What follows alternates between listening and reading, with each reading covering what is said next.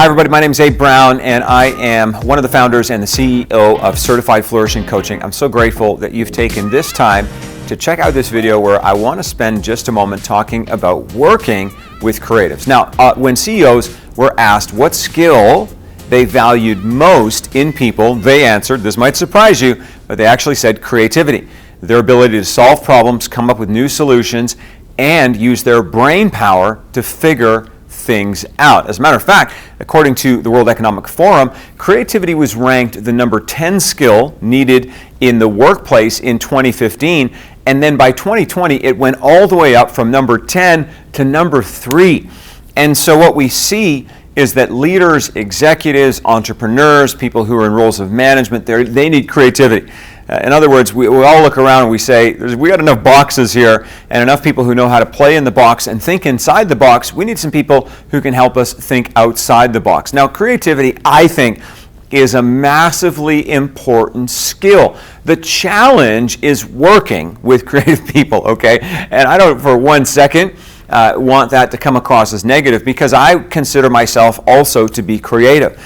But having said that, over my 30 years in professional roles of leadership at the executive level, I have discovered that working with people who define themselves to be creative can sometimes be really challenging. And part of the reason for that is, by the way, has nothing to do with the creative person. As organizational leaders, we like to create our nice, neat boxes. We like our nice categories. We like everything done a certain way. And of course, I think we would all agree that as bureaucracy grows, creativity slows.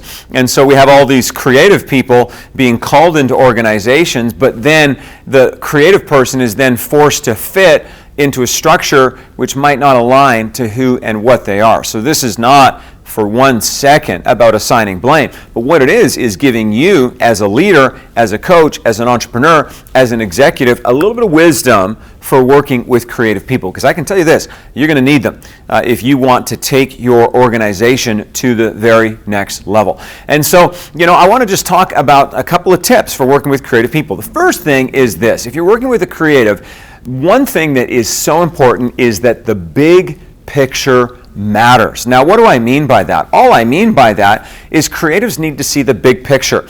In other words, what's the point of everything that we're doing? If you can't link the day-to-day to the bigger purpose or the bigger goal or the larger vision of the organization, it's going to be hard to maintain the creative. Now, they may stay on your payroll and they may take up space, but they're not necessarily engaged heart, mind, soul, and strength, if you know what I'm saying. What you want as an organization is somebody who is 100% engaged and not just coming along for the ride.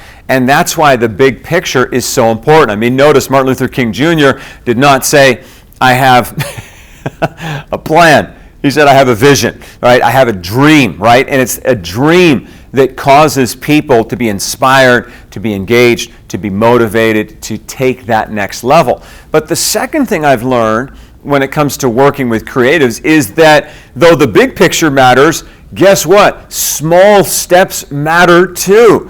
Now, what does this mean? This means that one observation I have of working with creatives is that they can often, consistently, sometimes several times a week, maybe even several times a day, wrestle with a sense of being overwhelmed.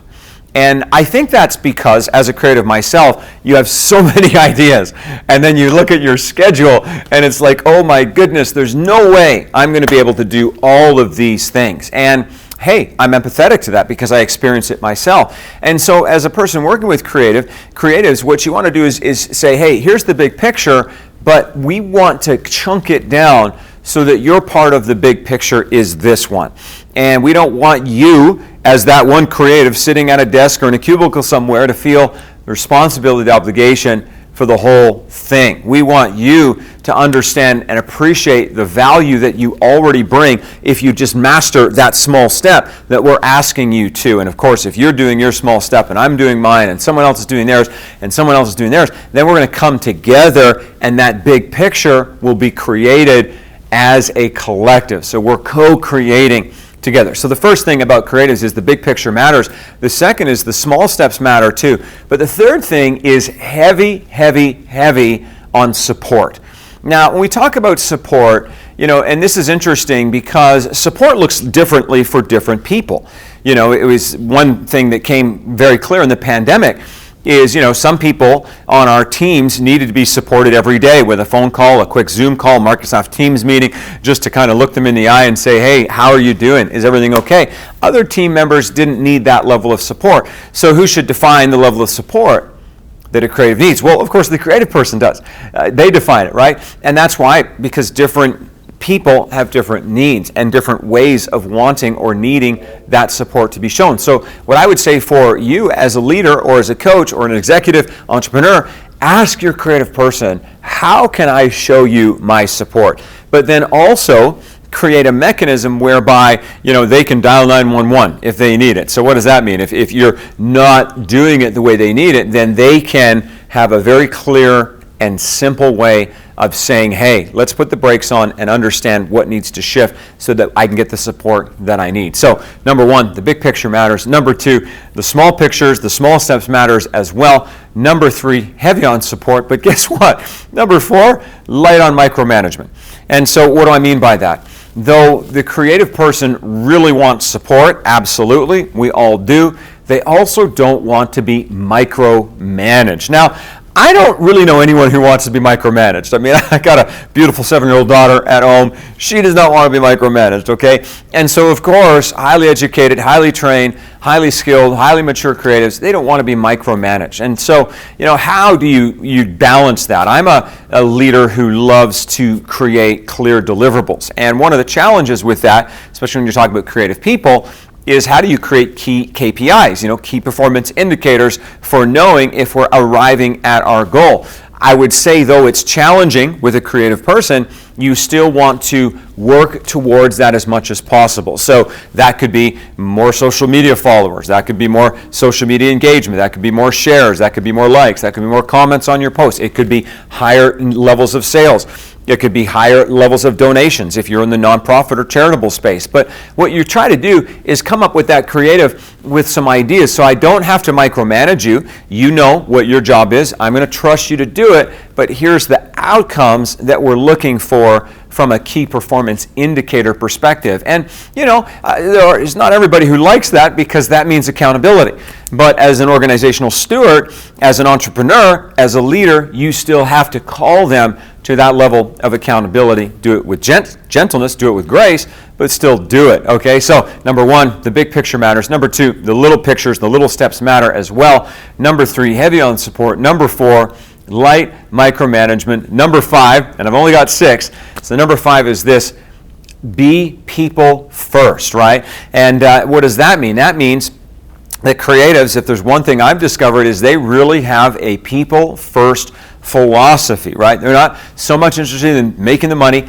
though that's important, absolutely. They're not so much in just building the great organization. That's important, but that's not the most important thing. It's people first. And so, hey, that's good for you as a leader. Maybe that creative person is meant to remind you. You might need it. You might be so focused on building the big picture that you forget about the people in the process. Number 6, and I hope this has been helpful to you, is have fun. Did you know that fun actually impacts the work environment? According to a study that was done, and you can see this on thriveglobal.com, bringing fun into a work environment helps people relax, it increases happiness, it promotes well-being, it enhances collaboration, and you guessed it, it stirs up creativity. Now, fun is tricky in the workplace. I'm not going to lie, right? Because you've got all kinds of different cultural norms, you've got all kinds of different backgrounds, you've got all kinds of different perspectives.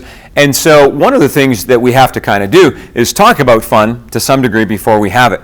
Meaning, are we going to have a dinner together? Are we going to go do a team building exercise? Maybe some, rock climbing, or maybe taking a hike. We live just very close to Kananaskis, in Banff, close to Banff, in the Rocky Mountains here in Canada. And so maybe you as a team come up with what does fun look like for us collectively as a group, rather than a leader imposing fun on the whole group, right? But no matter how you do it, fun is so important. You know what?